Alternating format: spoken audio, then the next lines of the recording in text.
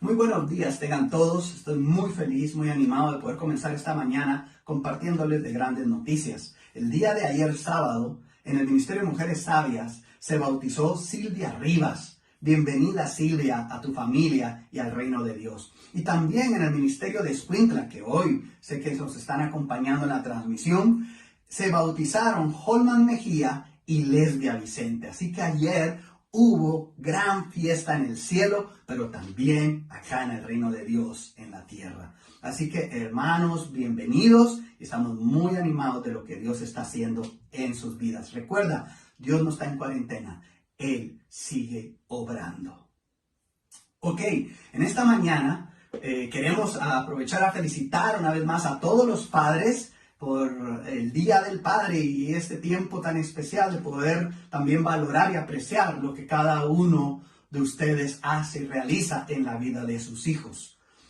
Pero también en especial queremos dar gracias a nuestro Dios por ser Él el mejor de todos los padres, el mejor ejemplo e inspiración a seguir.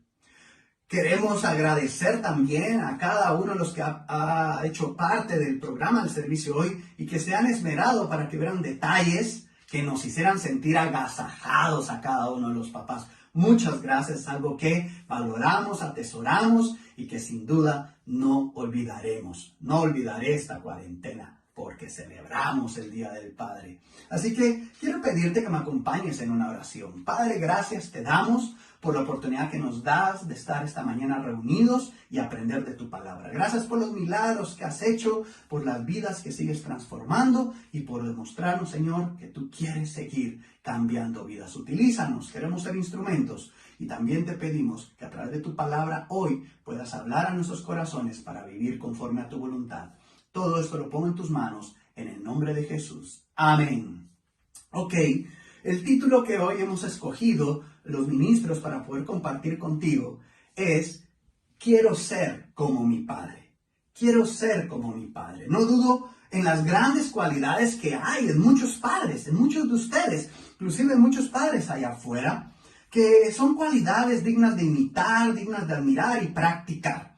Pero como cristianos hemos descubierto que Dios es nuestro Padre modelo, es el mejor Padre que podemos tener. Así que hoy queremos aprender de Él a través de las Escrituras. Las Escrituras nos señalan que cada característica básica de la paternidad está ejemplificada en Dios. No hay dicha más grande que hoy poder llamarlo Padre nuestro y también el poder llegar a ser reconocidos como sus hijos. Abordando el tema de héroes de la fe, y que ya hemos hablado de algunos de estos personajes, podemos darnos cuenta que cada uno de ellos experimentó una relación cercana con Dios, pero también una relación de padre e hijo, donde podemos ver cómo Dios estuvo presente en la vida de cada uno de ellos, siendo ese Padre celestial que cada uno de estos hombres y mujeres requería y necesitaba en su vida. Hoy vamos a hablar de 4 cualidades que podemos ver en nuestro Dios como ese gran Padre, ejemplo a seguir.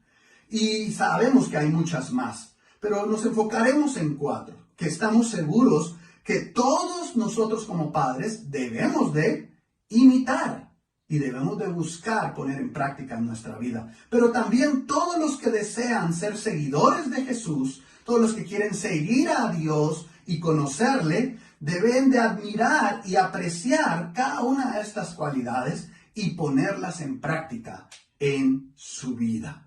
Así que la que yo quiero compartirles es confianza. La confianza del Padre hacia el Hijo.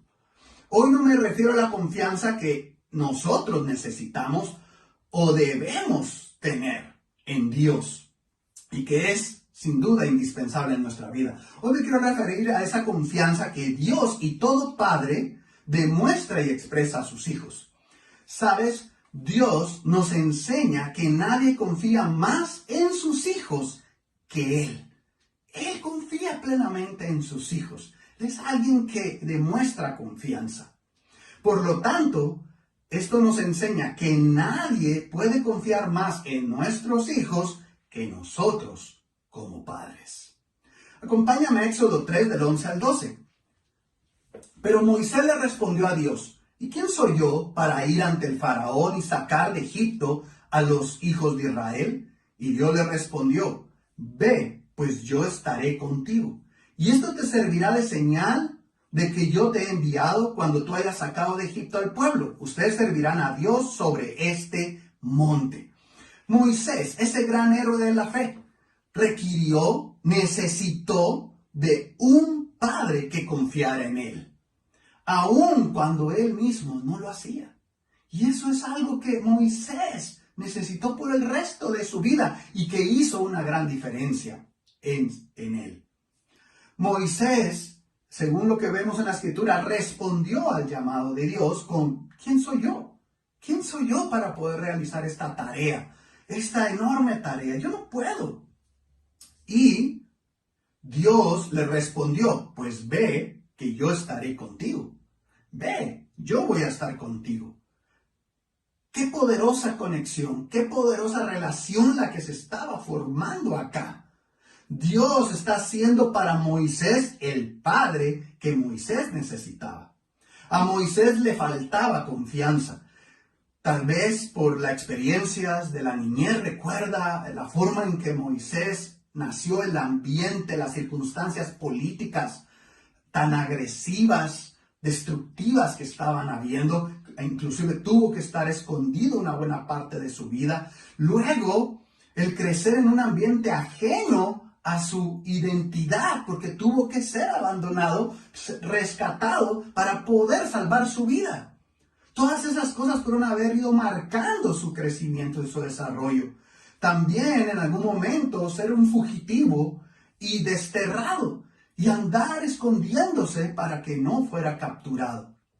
Entonces, todas estas cosas, si las tratamos de entender, definitivamente habían afectado la confianza de Moisés. Él no tenía mucha confianza, pero Dios le demuestra que él confiaba en él.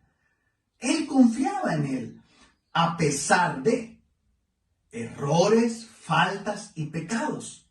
Dios le demuestra que confiaba en él más que él mismo, más que el pueblo de Israel o que su propia familia. Dios le demuestra que confiaba en él en medio de pruebas, obstáculos, desafíos. Dios le dijo: confío en ti y no te abandonaré jamás. Yo estaré contigo. Parece lógico y dado por hecho el pensar que todo padre es así. Y podemos imaginar: no, Alex, pero al final todo padre confía en su hijo. Eso es algo muy obvio. Pero la realidad, y según los ejemplos que hoy vemos en la sociedad y a nuestro alrededor, hermanos, es todo lo contrario. No necesariamente es así. Por eso tenemos que estar seguros que imitamos esta cualidad de nuestro Dios. En Moisés vemos reflejadas las vidas de todos nosotros y de tantos que enfrentarán muchas cosas en su vida. Por ejemplo, inseguridades, interrogantes, temores, metas u objetivos cuando tenemos presentes en nuestra vida. Esto llega a ese punto y no sabemos cómo lograrlo, qué pasos dar. En esos momentos requerimos de un padre. Cuando hay sueños en la vida, cuando nacen sueños en el corazón, en la mente, en el ser de cada persona, también requerimos de un padre que nos guíe en pequeñas y grandes decisiones. Cuando cada uno de estos aspectos se van desenvolviendo y desarrollando en nuestra vida, desde la niñez hasta que somos adultos, hermano, amigo, necesitamos en cada uno de esos momentos de un padre que nos ayude, que nos escuche, que nos aconseje, que nos acompañe, pero sobre todo que confíe en nosotros. Una relación mutua, de mutua confianza con el padre, va a proveer la capacidad al hijo de desenvolverse adecuadamente, con confianza, con seguridad, satisfacción en su vida, poder inclusive ser guiado a una vida sana, feliz, útil, exitosa. No estamos hablando únicamente de la vida de niños o adolescentes. Esto que estoy hablándote es necesario aún en la vida de adultos. Aún en nuestra vida como adultos necesitamos de ese padre. Al igual que Moisés, todos sus hijos somos más que dichosos por tener un padre así. Recuerda, Dios confía en ti a pesar de, más que y en medio de, como lo hizo con Moisés. Por eso, hoy debemos de estar más que agradecidos y anhelar ser como nuestro Padre. Y quiero dejarte con esto, estas dos imágenes que puedes ver allí. Tanto al inicio de la vida de Moisés como al final hay una gran diferencia, pero lo que no cambia en esas dos imágenes es que nunca estuvo solo. Estaba Dios con él, confiando de principio a fin. Moisés comprendió que no es quien tú seas, es con quien tú vas. Ningún hijo debe caminar solo por la vida. Amigos y hermanos, no importa tu historia, el pasado, las circunstancias adversas, hoy decide mirar al cielo y reconoce que hay un Padre que espera ansiosamente confiar en ti y acompañarte en cada paso que des en tu vida. Vale la pena que hoy decidas, quiero ser como mi Padre. Los dejo con Mary.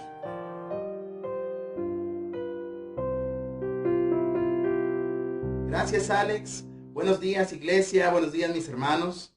Es especial para mí poder compartir algunas de las muchas cualidades de nuestro Dios como Padre. Y Él nos ha mostrado muchas cualidades en su palabra, en la historia.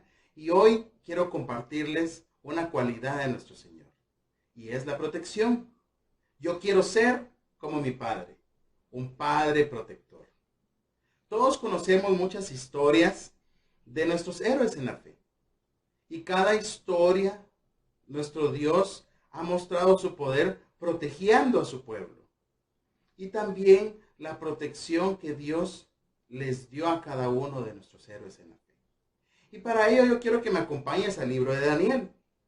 En nuestro plan de lectura, nosotros hemos visto que Daniel fue un héroe en la fe que contaba con la protección de nuestro Padre. Y quiero hacerte un pequeño resumen de lo que fue la vida de Daniel, lo que él vivió y cómo es que Dios lo protegió y cómo es que Dios protege a sus hijos. Sabemos nosotros que a Daniel pues le tenían envidia los supervisores, los gobernadores que estaban a servicio del rey. Y querían ver el modo de cómo ponerle trabas para poder quitarle los privilegios que el rey le había dado a Daniel. Pero realmente Daniel fue un hombre íntegro, un hombre que vivió sin tacha o sin mancha alguna, porque su estilo de vida era agradable ante los ojos de Dios. Y entonces ellos no encontraron motivo alguno para poder acusar a Daniel, a no ser que tenga que ver con sus convicciones a Dios. Entonces ellos empezaron a ingeniar un plan, una ley, un decreto, donde por 30 días nadie podía orarle a su Dios. Únicamente alabar a la estatua del rey. Pero Daniel obviamente no lo iba a hacer, porque sus convicciones eran firmes, porque él sabía que contaba con el favor de Dios y sabía que siempre debía de honrarlo en todo momento. ¿Y qué pasó como resultado? Pues lo vieron orando, estas personas que querían hacerle el mal, le fueron a decir al rey. Entonces el rey tristemente lo envió al foso de los leones para ser devorado. Pero veamos el resultado de esta acción. En Daniel 6:22 dice lo siguiente: mi Dios envió a su ángel, dijo Daniel, el cual cerró la boca de los leones para que no me hicieran ningún daño. Pues Dios sabe que soy inocente y que no he hecho nada malo contra su majestad. La escritura nos muestra cómo Dios protegió a Daniel. Dios puso un ángel, puso su ángel para proteger a Daniel. Dios cerró la boca de los leones. Pero tal vez solo estamos enfocados en la boca de los leones. Sabemos que los leones son fieras salvajes, ¿sí? que podían haber matado a Daniel incluso sin sus dientes. Pero Dios también, su ángel, hizo que ellos estuvieran mansos. Y es increíble esta historia, ver el poder de Dios, pero también ver cómo Dios protegió a Daniel. Y algo importante en la escritura es de que Dios sabe y conoce al inocente. Y por ende Dios protegió al inocente. Y nosotros sabemos que Dios siempre envía ángeles a nuestra protección. Y quiero animarte a que al finalizar el servicio o en tu tiempo personal con Dios puedas estudiar Hebreos 1:14 y verás cómo Dios utiliza sus ángeles para protegernos. Aquí en la escritura, hermanos, nosotros vemos el poder de Dios. Vemos la protección de Dios porque Dios es amor y ese amor nos cuida, ese amor nos guía, nos sana, pero sobre todo nos protege. Y yo admiro mucho esa cualidad de Dios en mi vida, porque a pesar de que muchas veces yo no he merecido el amor de Dios y su protección, Dios siempre me ha brindado su cuidado. Yo en el pasado, antes de ser discípulo, pasé muchos años, varios años de mi vida sin ser cristiano. Y Dios me protegió.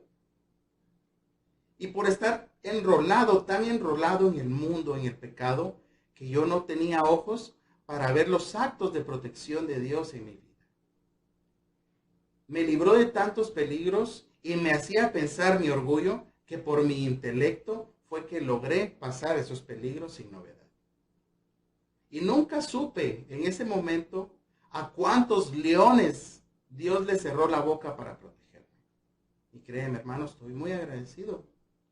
Ahora, el día de hoy, ya llevo yo 5 años, un mes de ser discípulo. Y ahora puedo darme cuenta de cuánto Dios me ha protegido y me sigue protegiendo.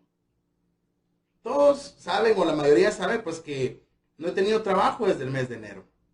Y han sido días difíciles, días complicados. Pero gracias a nuestro Dios, su amor y misericordia, mi familia y yo no hemos dejado de comer ningún día. Y Dios muestra su protección, porque no nos ha hecho falta nada, gracias a Dios. Hemos podido pagar cuentas, tuvimos algún percance con el carro, se nos arruinó, y pues no hay buses en este tiempo ahorita, ¿verdad? Y tuve que invertir en la reparación del vehículo, y increíblemente Dios puso ángeles para poder ayudarme a reparar ese carro. Y realmente Dios me ha protegido.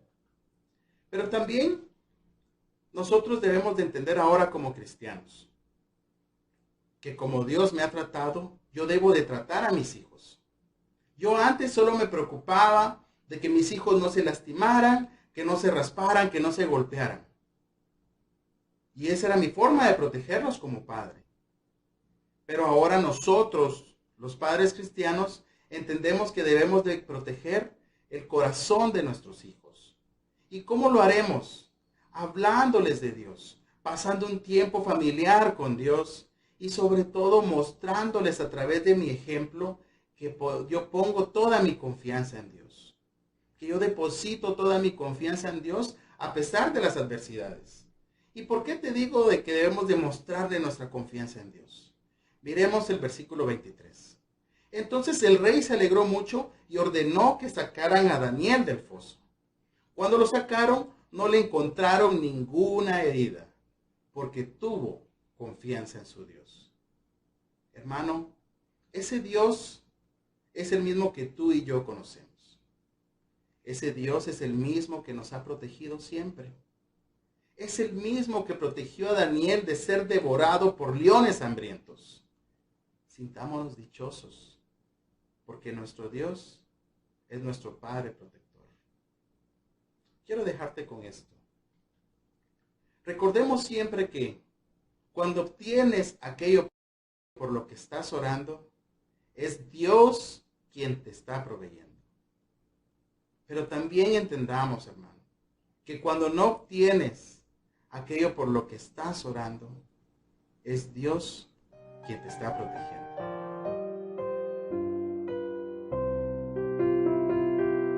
Buenos días, hermanos. Agradezco a Alex y a Neri por habernos compartido. Y yo también te quiero compartir de la disciplina.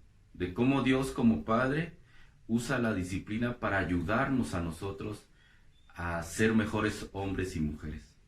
No dudo que cada uno de nosotros en algún momento hemos sentido la disciplina de Dios hacia nuestras vidas, porque como hemos tomado malas decisiones, porque como hemos cometido pecados y errores, pues Dios viene y nos disciplina y de esa forma nos hace regresar al camino.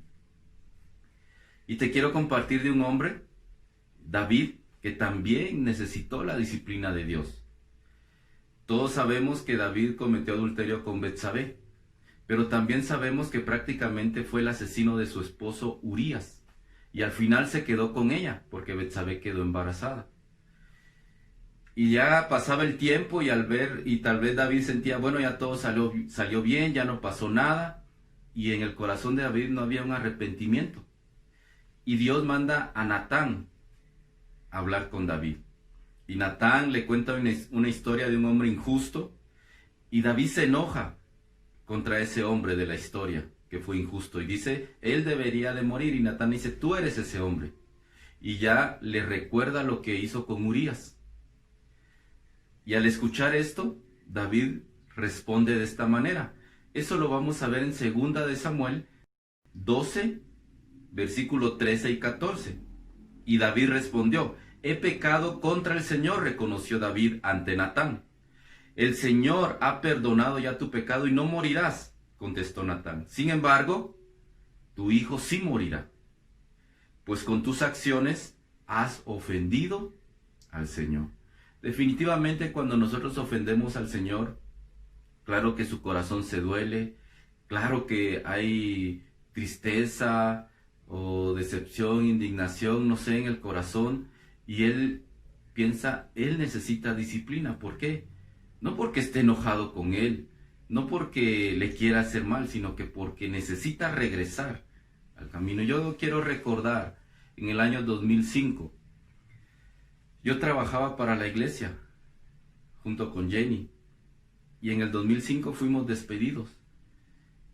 Tal vez ya has escuchado esta historia, pero algo que te quiero compartir es que yo lo sentí como una disciplina en mi vida de parte de Dios. ¿Por qué? Porque había perdido muchas cosas. Había perdido gratitud al trabajo que tenía, ya no aprovechaba el trabajo que tenía, ya no veía el trabajo que tenía como algo como lo mejor que me pudo haber pasado. Y yo no me había dado cuenta de eso, pero mi actitud, mi manera de pensar, pues iba encaminada a eso, a ya no tener esa misma gratitud. Y cuando fui despedido sentí la disciplina de Dios a mi vida, que me dijo, bueno, ya no estás valorando, ya no estás aprovechando, ya no estás creciendo. Y fui despedido. Me dolió mucho en mi corazón, me sentí muy triste, la verdad fue un tiempo difícil espiritualmente, pero Dios en su misericordia me dio las fuerzas para seguir, pero me disciplinó. Otra fue en un tiempo que yo era muy desordenado económicamente. Debía a medio mundo, utilizaba mal el dinero, a veces le era fiel a Dios, a veces no, y era muy desordenado económicamente. Y Dios me disciplinó también. Me disciplinó y me llevó a arrepentirme, porque de mi parte no había arrepentimiento. Pero Dios me disciplinó. Pero en ese tiempo, hermano, algo que yo entendí, te lo quiero compartir, y algo que la Escritura dice, es que Él me disciplinó porque no me había perdonado. La disciplina de Dios no es por falta de perdón, porque Natán le dijo a David, Él ya te ha perdonado. La disciplina de Dios a nuestra vida no es porque Él no nos haya perdonado lo que hicimos, el pecado que cometimos, la falta que cometimos, no. La disciplina de Dios a nuestra vida es porque Él nos quiere ver mejor, porque Él nos ama, porque Él quiere que cambiemos, porque Él quiere que seamos diferentes, porque Él quiere que vivamos diferentes. Por esa razón es la disciplina de Dios a nuestra vida. No es porque Él nos lleve mal, no es porque Él la tenga contra nosotros, no es porque se la tenemos que pagar. es simplemente porque Él sabe que por medio de la disciplina nosotros podemos cambiar. También, algo que yo veo en esta escritura es que no me puedo librar de las consecuencias. Yo tomé malas decisiones, yo tuve un mal corazón, yo cometí un pecado. No me puedo librar de las consecuencias y Dios me disciplina. Y así como a David le dice, claro que te he perdonado y no morirás, pero tu hijo sí. Las consecuencias y vemos cómo Dios va y disciplina a David, pero por amor. Disciplina a David porque sabía que lo necesitaba. Él no había reconocido lo que había hecho mal. Y va Dios y lo disciplina. Pero no le quita las consecuencias. No lo libra de las consecuencias. Y así ha sido en mi vida también. Y algo que he entendido también es que su disciplina, la verdad es un privilegio. Porque Hebreos 12:7 dice que Él solo disciplina a los que ve como hijos. No toda la gente tiene la disciplina de Dios. No toda la gente recibe la disciplina de Dios. Solo las personas que Él recibe como hijos. Y la verdad, el ser disciplinado por Dios, amigo y hermano, es un gran privilegio. Y hoy como papá, yo he entendido de que yo amo a mis hijos. Yo quiero lo mejor para mis hijos. Yo quiero que ellos amen a Dios. Y por eso los debo de disciplinar. Si no los disciplinara, no actuaría como Dios. Si yo no disciplino a mis hijos, es porque no los veo como mis hijos. Si yo no llevo a mis hijos a hacer cambios por medio de la disciplina, si no los llevo a que sufran sus consecuencias, no sacarlos de sus consecuencias. Si yo actúo así, si yo los saco rápidamente, si yo no los dejo que sufran sus consecuencias, si yo no los disciplino, si yo los dejo hacer todo lo que ellos quieran, es porque no los veo como mis hijos y no estoy actuando como Dios. Y por eso yo amo a José Pablo y a Diana con todo mi corazón. Y por eso es que los debo disciplinar. Dios me ama a mí con todo su corazón. Dio a su Hijo Jesús por mí. Y por eso es que me disciplina. Y por eso es que te disciplina a ti. Te dejo con Pablo. Él nos va a seguir compartiendo. Y también vamos a tomar nuestra Santa Cena después que él comparta. Yo te pido por favor que tomes en cuenta lo que hoy te compartimos y que ojalá pueda hacer cambios en tu mente y en tu corazón. Muchas gracias. Buenos días hermanos, es un gusto poder saludarles. Quiero agradecer a Alex, a Neri y a Edwin por lo que nos han compartido. De verdad, tanto que aprender de nuestro Padre, cuánto nos hace falta.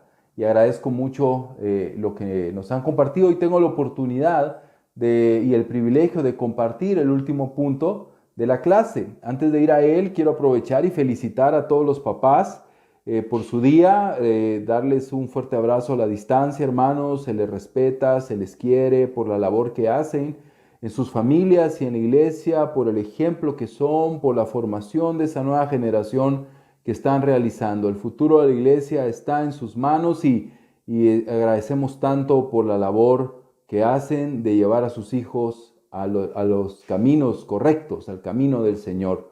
¿Y por qué los llevamos ahí? ¿Por qué queremos a nuestros hijos con Dios? Porque es lo mejor y es lo que hoy hemos aprendido.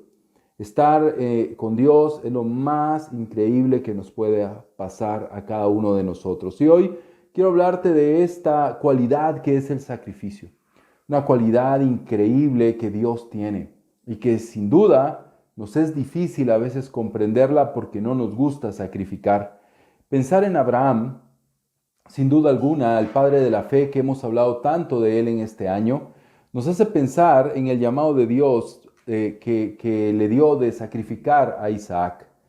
En Génesis 22:2 dice la Biblia, Dios le dijo, toma a Isaac, tu único hijo al que tanto amas, y vete a la tierra de Moriah.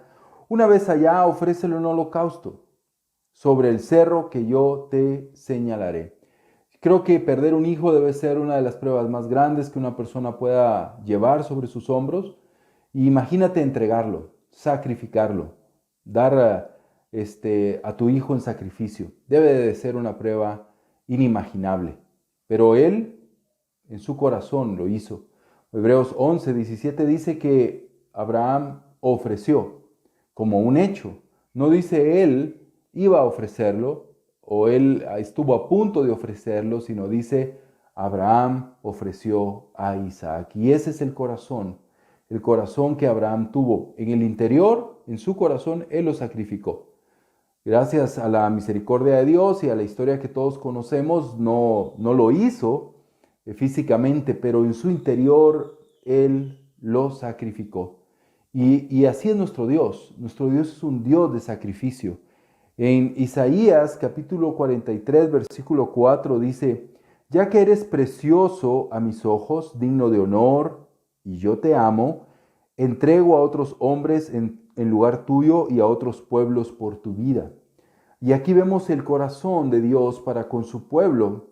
Entrego a hombres y naciones porque te amo, porque eres precioso a mis ojos. Ese es el amor del Padre. Sacrificar algo que no te cuesta, que no te gusta, es fácil, ¿verdad? Sacrificar algo que te sobra es fácil, pero sacrificar algo que amas es difícil. ¿Qué son Egipto y Etiopía, de quienes estaba hablando Isaías? Todas sus vidas y tesoros en comparación con la sangre de Cristo. Matthew Henry. ¿Qué es? O sea, ni todo el tesoro del mundo se compara con Jesucristo. Y Dios entregó a su Hijo por nosotros. Sacrificó a su Hijo por nosotros. Es lo que la Biblia nos enseña en Juan 3:16. Pues Dios amó tanto al mundo que dio a su Hijo único, para que todo aquel que cree en Él no muera, sino que tenga vida eterna. La palabra amor es la palabra ágape, y es un término griego empleado para describir el amor en su más elevada y sublime descripción. Es el amor que no se preocupa por recibir, sino por dar. Nos volvemos objetos de ese amor independientemente de nuestros méritos y obras. Dios nos amó tanto, nos volvimos objetos de su amor y sacrificó de la manera más elevada y sublime a su Hijo Jesucristo por cada uno de nosotros. Y ese es el amor que debemos de imitar del Padre. El sacrificio tiene que llevar amor. Solo cuando amas algo verdaderamente puedes sacrificar. Y es lo que nosotros debemos de hacer. Hoy cada uno de nosotros es llamado a imitar al Señor. ¿Cómo? Amando, sacrificando. Y eso es lo que debemos de hacer. No vivir una vida de autocomplacencia. Una vida donde lo único que importa es sentirme bien, servirme del Señor y de su iglesia, sino ser alguien que da, que sacrifica. Si Él dio, nosotros también debemos de dar, debemos de sacrificar, debemos de esforzarnos. Es lo que debemos de imitar de nuestro Señor. Mantener una gratitud por su sacrificio hacia nuestra vida nos impulsa a vivir una vida de sacrificio por la vida de otros. Y hoy vamos a tomar la Santa Cena pensando en esta escritura, en que Dios amó tanto al mundo que dio a su Hijo único. Vivimos en una crisis sanitaria. ¿Cuántas personas han muerto? Cientos de miles han muerto por coronavirus. Piensa que uno de tus hijos tiene en su sangre la cura y que fuese necesario sacrificarlo para la salvación de toda la humanidad. Ahí en su cuerpo, en su sangre, están todos los anticuerpos necesarios para crear vacunas para la humanidad. ¿Entregarías a tu hijo por la vida de otros? Algunos que tal vez conozcas, pero muchos que no, ¿lo harías? Es muy difícil, ¿verdad? Es muy difícil que lo hiciéramos. Imagínate el amor de Dios por nosotros. Entregó su vida, entregó la vida de su Hijo, para que todos los que crean en Él no mueran, sino que tengan vida eterna. Vamos a orar por la Santa Cena y vamos a pensar en cuán grande es el amor de Dios por nosotros. Y tú, con el pan y el jugo de uvas en tus manos, piensa, tú eres objeto de ese amor y de ese sacrificio. Vamos a orar. Oh Padre que estás en el cielo, gracias te damos por la cena del Señor que hoy podemos tomar como iglesia. Pedimos que nuestro corazón rebose de sacrificio, de gratitud por lo que has hecho por nosotros y que querramos responder a ese sacrificio sacrificando por otros también. Ayúdanos a imitarte, pero también ayúdanos a valorar todo lo que has hecho por nosotros. Gracias por estos símbolos, el jugo y el pan que representan tu cuerpo y tu sangre, pero representan también el nuevo pacto de la alianza, una alianza nueva y viva dada por nosotros. Y es en Jesús quien yo oro y a quien yo le pido. En nombre de todos mis hermanos queremos darte gracias por el Padre que eres y queremos decirte en el nombre de Jesús: